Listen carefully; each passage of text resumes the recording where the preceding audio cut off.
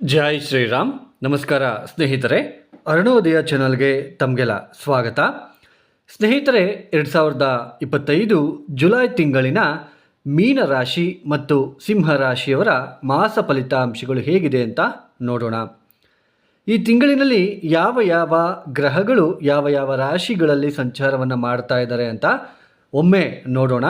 ಶನಿ ನಮಗೆ ಮೀನರಾಶಿಯಲ್ಲಿ ಸಂಚಾರವನ್ನು ಮಾಡ್ತಾ ಇದ್ದಾರೆ, ರಾಹು ಕುಂಭರಾಶಿಯಲ್ಲಿ ಸಂಚಾರ, ಕೇತು ಸಿಂಹ ರಾಶಿಯಲ್ಲಿ ಸಂಚಾರ, ಗುರು ಮಿಥುನ ರಾಶಿಯಲ್ಲಿ ಸಂಚಾರವನ್ನು ಮಾಡ್ತಾ ಇದ್ದಾರೆ, ಆದರೆ ಅಸ್ತಂಗತ ಆಗಿದ್ದಾರೆ. ಇನ್ನು ಶುಕ್ರ ಈ ತಿಂಗಳು ಪೂರ್ತಿ ಕೂಡ ಸ್ವಕ್ಷೇತ್ರ ಆಗಿರ್ತಕ್ಕಂತಹ ವೃಷಭ ರಾಶಿಯಲ್ಲಿ ತನ್ನದೇ ಆದ ಮನೆಯಲ್ಲಿ ಸಂಚಾರವನ್ನು ಮಾಡ್ತಾ ಇದ್ದಾರೆ. ಇನ್ನು ಬುಧ ಬಂದ್ಬಿಟ್ಟು ಈ ತಿಂಗಳಿನಲ್ಲಿ ಕರ್ಕಾಟಕ ರಾಶಿಯಲ್ಲಿ ಸಂಚಾರವನ್ನು ಮಾಡ್ತಾ ಇದ್ದಾರೆ. ಸೂರ್ಯ ಜುಲೈ 15ನೇ ತಾರೀಕಿನ ತನಕ ಮಿಥುನ ರಾಶಿಯಲ್ಲಿ ಸಂಚಾರ, ನಂತರ ಕರ್ಕಾಟಕ ರಾಶಿಯಲ್ಲಿ ಸಂಚಾರವನ್ನು ಮಾಡ್ತಾ ಇದ್ದಾರೆ. ಇನ್ನು ಕುಜ ಈ ತಿಂಗಳಿನಲ್ಲಿ ಸಿಂಹ ರಾಶಿಯಲ್ಲಿ ಸಂಚಾರವನ್ನು ಮಾಡ್ತಾ ಇದ್ದಾರೆ, ಆದರೆ ಈ ತಿಂಗಳ ಕೊನೆಯ ಭಾಗದಲ್ಲಿ 27ನೇ ತಾರೀಕಿನಿಂದ ಅವರು ಕನ್ಯಾ ರಾಶಿಗೆ ಹೋಗಿ ಸಂಚಾರವನ್ನು ಪ್ರಾರಂಭ ಮಾಡಿಕೊಳ್ತಾರೆ. ಈ ಎಲ್ಲ ಒಂದು ಗ್ರಹ ಸಂಚಾರ ರೀತ್ಯ ಮೊದಲನೇದಾಗಿ ಮೀನ ರಾಶಿಯವರಿಗೆ ನೋಡಿ, ಯಾರೆಲ್ಲ ಈ ವಿಡಿಯೋನ ನೋಡ್ತಾ ಇದ್ದೀರಾ ಲೈಕ್ ಮಾಡಿ, ಶೇರ್ ಮಾಡಿ, ಸಬ್ಸ್ಕ್ರೈಬ್ ಮಾಡ್ಕೊಳ್ಳಿ ಮತ್ತು ನಿಮ್ಮ ಅನಿಸಿಕೆ ಮತ್ತು ಅಭಿಪ್ರಾಯಗಳನ್ನು ನನಗೆ ಕಾಮೆಂಟ್ ರೂಪದಲ್ಲಿ ತಿಳಿಸಿ. ಯಾಕೆಂದರೆ ನೀವು ಮಾಡ್ತಕ್ಕಂತಹ ಕಾಮೆಂಟ್ ನನಗೆ ಮತ್ತಷ್ಟು ಉತ್ಸಾಹ ಕೊಡ್ತಾ ಹೋಗುತ್ತೆ. ಇನ್ನಷ್ಟು ಒಳ್ಳೆಯ ಕಂಟೆಂಟ್ ಇರತಕ್ಕಂತಹ ವಿಡಿಯೋಗಳನ್ನು ನಾನು ನಿಮಗೆ ನೀಡ್ತಾ ಹೋಗ್ತಾನೆ. ಈ ವಿಡಿಯೋನ ಸ್ಕಿಪ್ ಮಾಡದೆ ನೋಡಿ, ಕೊನೆಯಲ್ಲಿ ಹೇಳ್ತಕ್ಕಂತಹ ಪರಿಹಾರಗಳು ನಿಮಗೆ ಸಾಕಷ್ಟು ಉಪಯುಕ್ತಕರವಾಗಿರುತ್ತೆ. ಸ್ನೇಹಿತರೆ, ಈ 2025 ಜುಲೈ ತಿಂಗಳಿನಲ್ಲಿ ಮೀನ ರಾಶಿಯವರಿಗೆ ಯಾವ ಗ್ರಹಗಳು ಸ್ವಲ್ಪ ಶುಭ ಫಲಿತಾಂಶಗಳು ಅಂದರೆ ಅನುಕೂಲಕರವಾಗಿರ್ತಕ್ಕಂತಹ ಸ್ಥಿತಿಯಲ್ಲಿ ಗೋಚರ ಆಗ್ತಾ ಇದೆ ಅಂತ ನೋಡೋದಾದರೆ, ಒಂದು ಶುಕ್ರ ಗ್ರಹ ಮತ್ತು ಕುಜ ಕೇತು ಗ್ರಹಗಳು, ಈ ಮೂರು ಗ್ರಹಗಳು ಮಾತ್ರ ಸ್ವಲ್ಪ ಶುಭ ಫಲಿತಾಂಶಗಳನ್ನು ಕೊಡ್ತಾ ಇದ್ದಾರೆ. ಆದರೂ ಕೂಡ ಮೀನರಾಶಿಯವರಿಗೆ ಮುಖ್ಯವಾಗಿ ಶನಿ ಬಲ ಇರೋದಿಲ್ಲ, ಗುರುಬಲ ಇರೋದಿಲ್ಲ, ರಾಹು ಬಲನೂ ಕೂಡ ಇರೋದಿಲ್ಲ. ನೋಡಿ, ಈ ಥರ ಗೋಚಾರದಲ್ಲಿ ಶನಿ ಬಲ ಇಲ್ಲ, ಗುರುಬಲ ಇಲ್ಲ, ರಾಹುಬಲ ಇರೋದಿಲ್ಲ ಅಂತ ಹೇಳ್ತಾ ಇದ್ದೇನೆ. ಆದರೆ ಮೀನರಾಶಿಯಲ್ಲಿ ಲಕ್ಷಾನುಗಟ್ಟಲೆ ಜನ ಇರ್ತಾರೆ, ಅದರಲ್ಲಿ ಗಂಡ್ಮಕ್ಳು ಇರ್ತಾರೆ, ಹೆಣ್ಮಕ್ಳು ಇರ್ತಾರೆ. ಎಲ್ಲರಿಗೂ ಕೂಡ ಒಂದೇ ಥರ ಫಲಿತಾಂಶಗಳು ಇರೋದಿಲ್ಲ. ಅವರ ವೈಯಕ್ತಿಕ ಜಾತಕ ತುಂಬ ಮುಖ್ಯವಾಗಿರುತ್ತೆ. ಅವರವರ ದಶಾಭುಕ್ತಿ ಯಾವುದು ಅಂತ ನೋಡ್ಕೋಬೇಕಾಗುತ್ತೆ. ನೋಡಿ, ಈ ಮೀನರಾಶಿಯವರಿಗೆ ಜನ್ಮ ರಾಶಿಯಲ್ಲಿ ಶನಿ ಇರ್ತಕ್ಕಂಥದ್ದು ಮಾನಸಿಕವಾಗಿ ಸ್ವಲ್ಪ ಒಂದು ತೊಳಲಾಟ ಇರುತ್ತೆ, ಯಾವುದಕ್ಕೂ ಮನಸ್ಸು ಬರೋದಿಲ್ಲ, ಲೇಜಿನೆಸ್ ಅಂದರೆ ಸೋಮಾರಿತನ ಜಾಸ್ತಿ ಆಗ್ತಾ ಹೋಗುತ್ತೆ, ಮತ್ತು ಅವಮಾನಗಳನ್ನು ಎದುರಿಸ್ಬೇಕಾಗಿರುತ್ತೆ. ಏನಪ್ಪ ಈ ಥರ ಆಗ್ತಾ ಇದೆ, ನನಗೆ ಯಾಕೋ ಈ ಜೀವನನೇ ಬೇಡ ಅನ್ನಿಸ್ಬಿಡ್ತಾ ಇದೆ, ಇಷ್ಟ ಇಲ್ಲ ಈ ಜೀವನದ ಬಗ್ಗೆ, ಎಲ್ಲಿ ನೋಡಿದ್ರು ಏನೋ ಒಂದು ಕೆಟ್ಟ ವಿಚಾರಗಳನ್ನು ನಾನು ಕೇಳ್ತಾ ಇದ್ದೀನಿ, ಕಿವಿಗೆ ಬೀಳ್ತಾ ಇರುತ್ತೆ, ಅಲ್ಲಿ ಇದಾಯಿತು ಇಲ್ಲಿ ಇದಾಯಿತು ಅಂತ ಕೇಳ್ತಾ ಇದ್ದೀನಿ. ಏನೋ ಒಂಥರ ಉತ್ಸಾಹ ಇಲ್ಲದೆ ಇರತಕ್ಕಂತಹ ಒಂದು ಸ್ಥಿತಿಗತಿಗಳನ್ನು ನೀವು ನೋಡಬೇಕಾಗಿರೋ ಪರಿಸ್ಥಿತಿ. 12ನೇ ಮನೇಲಿ ಬೇರೆ ರಾಹು ಇರ್ತಕ್ಕಂಥದ್ದು, ಇಲ್ಲಿ ದುಂದು ವೆಚ್ಚ ಆಗ್ತಾ ಇರುತ್ತೆ, ಖರ್ಚುಗಳು ಜಾಸ್ತಿ ಆಗ್ತಾ ಇರುತ್ತೆ. ಎಷ್ಟೇ ನೀವು ಕಡಿವಾಣ ಹಾಕಿದರೂ ಖರ್ಚುಗಳಿಗೆ ಹಣದ ಸೌಲಭ್ಯ ಏನಿದೆ, ಇನ್ಕಮ್ ಕಡಿಮೆ ಇರುತ್ತೆ, ಔಟ್ಗೋಯಿಂಗ್ ಜಾಸ್ತಿ ಇರುತ್ತೆ. ಈ ಥರ ಸಿಚುಯೇಷನ್ನು. ಅದು ಅಲ್ಲದೆ ಮನೆಯಲ್ಲಿ ಏನಾದರೂ ಒಂದು ಕಿರಿಕಿರಿ ಆಗ್ತಕ್ಕಂಥದ್ದು, ಜಗಳ ಆಗ್ತಕ್ಕಂಥದ್ದು, ಈ ಥರ ಹೊಟ್ಟೆ ನೋವಿನ ಸಮಸ್ಯೆಗಳನ್ನು ಎದುರಿಸ್ತಕ್ಕಂಥದ್ದು, ಈ ಥರ ಸಿಚುಯೇಷನ್ನ ಇರುತ್ತೆ. ಆದರೆ ಈ ತಿಂಗಳಿನಲ್ಲಿ ಶುಕ್ರ ಗ್ರಹ ನಿಮಗೆ ತೃತೀಯ ಸ್ಥಾನದಲ್ಲಿ ಇರೋದ್ರಿಂದ ಸ್ವಲ್ಪ ಶುಕ್ರನ ಅನುಗ್ರಹ ನಿಮಗೆ ಸಿಗ್ತಾ ಇದೆ. ಸ್ವಲ್ಪ ಯಾರಿಂದನಾದರೂ ನೀವು ಯಾವಾಗಲಾದರೂ ಯಾರಿಗಾದರೂ ಏನಾದರೂ ಸಹಾಯಗಳನ್ನು ಮಾಡ್ತಾ ಇರ್ತೀರಲ್ವ, ಈಗ ನಿಮಗೆ ಯಾರಾದರೂ ಒಬ್ಬರು ಸಹಾಯ ಮಾಡಲಿಕ್ಕೆ ಬರ್ತಾರೆ, ಅಂದರೆ ಪುಣ್ಯ ಫಲ ಅಂತ ನಾವು ಕರಿತೀವಿ. ಯಾರೋ ನಿಮಗೆ ಸಹಾಯ ಮಾಡ್ತಕ್ಕಂಥದ್ದು, ಅಕ್ಕ ತಂಗಿಯರಾಗಿರ್ಬೋದು ಅಥವಾ ಸೋದರಿಯರಾಗಿ ಅಂದರೆ ತಮ್ಮ ಆಗಿರಬಹುದು, ಏನಾದರೂ ಒಂದು ನಿಮಗೆ ಒಂದು ಸಹಾಯ ಮಾಡ್ತಕ್ಕಂತಹ ಸಾಧ್ಯತೆಗಳು, ಮತ್ತು ನೆರೆ ಹೊರೆಯವರ ಹತ್ರ ಸ್ವಲ್ಪ ಉತ್ತಮ ಬಾಂಧವ್ಯ ಬೆಳೀತಕ್ಕಂಥದ್ದು, ಹೊಸ ವ್ಯಕ್ತಿಗಳು ಪರಿಚಯ ಆಗ್ತಕ್ಕಂಥದ್ದು, ಈ ಥರ ಶುಕ್ರನ ಸಂಚಾರದಿಂದ ಸ್ವಲ್ಪ ಉತ್ತಮವಾಗಿರುತ್ತೆ. ಸ್ವಲ್ಪ ಆದಾಯಕ್ಕೂ ಕೂಡ ಅಷ್ಟೊಂದು ಕೊರತೆ ಇರೋದಿಲ್ಲ, ಆದರೆ ಖರ್ಚುಗಳು ಜಾಸ್ತಿ ಇರುತ್ತೆ, ಸಾಲ ಮಾಡಬೇಕಾಗಿರೋ ಪರಿಸ್ಥಿತಿಗಳು ಬರ್ತಾ ಇರುತ್ತೆ. ಈ ಥರ ಸಿಚುಯೇಷನ್ ಇರುತ್ತೆ.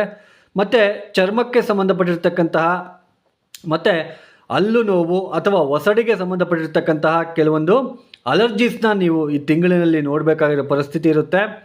ಆಮೇಲೆ ಮೆಂಟಲ್ ಟೆನ್ಷನ್ಸ್ನ ಅನುಭವಿಸ್ಬೇಕಾಗುತ್ತೆ. ಏನೋ ಅಂದ್ಕೊತೀರಾ, ಅದು ಆಗ್ತಾ ಇಲ್ಲ, ಯಾಕೋ ಆಗ್ತಾ ಇಲ್ಲ, ಎಷ್ಟು ಕೆಲಸ ಮಾಡಿದರೂ ಆಗ್ತಾ ಇಲ್ವಲ್ಲ, ನಾನು ಎಷ್ಟು ಪ್ರಯತ್ನ ಮಾಡಿದ್ರೂ ಆಗ್ತಾ ಇಲ್ವಲ್ಲ, ಅಂತಕ್ಕಂತಹ ಒಂದು ಭಾವನೆ ಈ ತಿಂಗಳಿನಲ್ಲಿ ನಿಮಗೆ ಗೋಚರ ಆಗ್ತಾ ಇರುತ್ತೆ. ಇನ್ನು ರೈತರಿಗೂ ಕೂಡ ಮಿಶ್ರ ಫಲಿತಾಂಶಗಳೇ ಕಾಣ್ತಾ ಇದೆ. ಮತ್ತಾಮೇಲೆ ವಿದ್ಯಾರ್ಥಿಗಳು ಕೂಡ ಶ್ರದ್ಧೆ ಇಟ್ಟು ಓದಬೇಕಾಗಿರೋ ಪರಿಸ್ಥಿತಿ ಇರುತ್ತೆ ಇಲ್ಲಿ. ಮತ್ತು ಈ ಯಾರಾದರೂ ಒಂದು ಕಚೇರಿಯಲ್ಲಿ ಅಥವಾ ಕೋರ್ಟಲ್ಲಿ ಲೀಗಲ್ ಇಶ್ಯೂಸ್ ಏನಾದರೂ ಫೇಸ್ ಮಾಡ್ತಾ ಇದ್ದರೆ ಸ್ವಲ್ಪ ಉತ್ತಮವಾದ ಬೆಳವಣಿಗೆ ಇಲ್ಲಿ ಕಾಣಬಹುದು ಸ್ವಲ್ಪ. ಸೊ ಇದೊಂದು ವಿಚಾರದಲ್ಲಿ ಸ್ವಲ್ಪ ನಿಮಗೆ ಒಳ್ಳೆಯದಾಗ್ತಾ ಹೋಗುತ್ತೆ.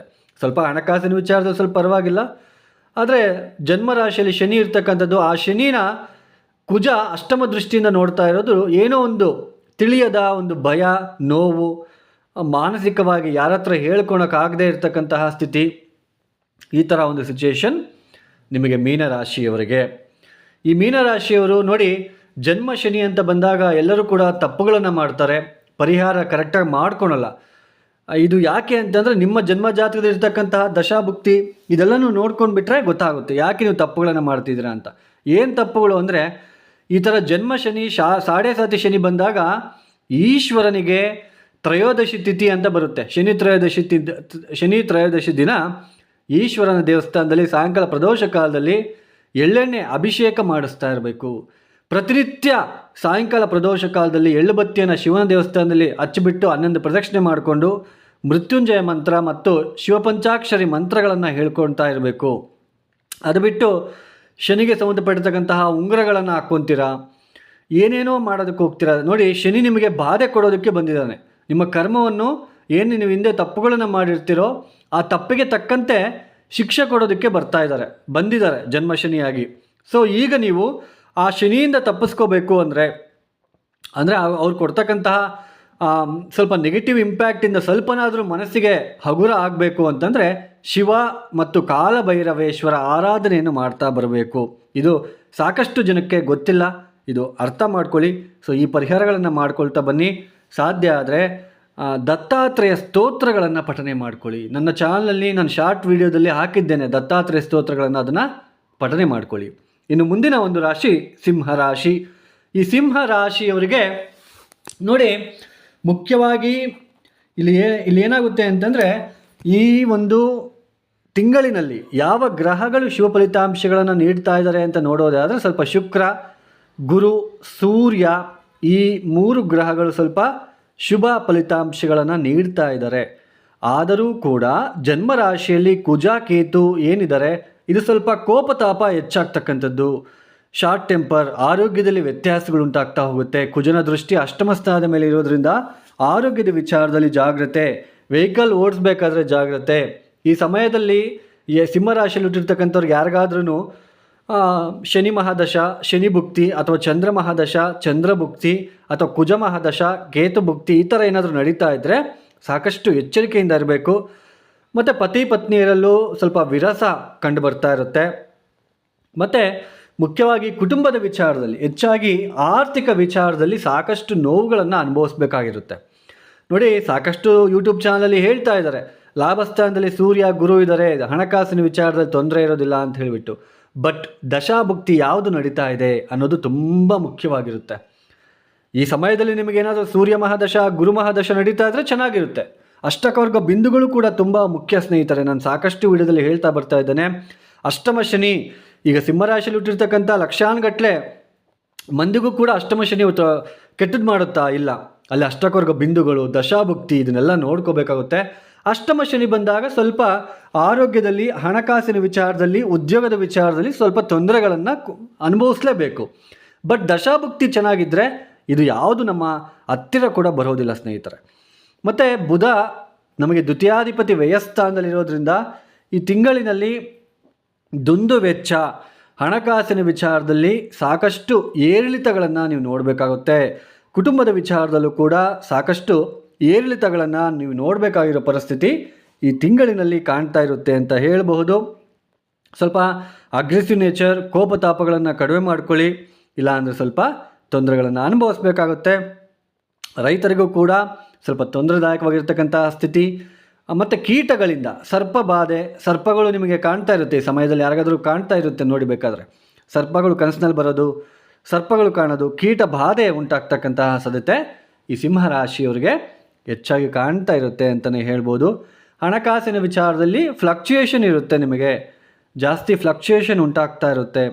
ಅಂದರೆ ಸ್ವಲ್ಪ ಹಣಕಾಸಿನ ವಿಚಾರದಲ್ಲಿ ಸ್ವಲ್ಪ ತೊಂದರೆದಾಯಕವಾಗಿರ್ತಕ್ಕಂತಹ ಸ್ಥಿತಿ.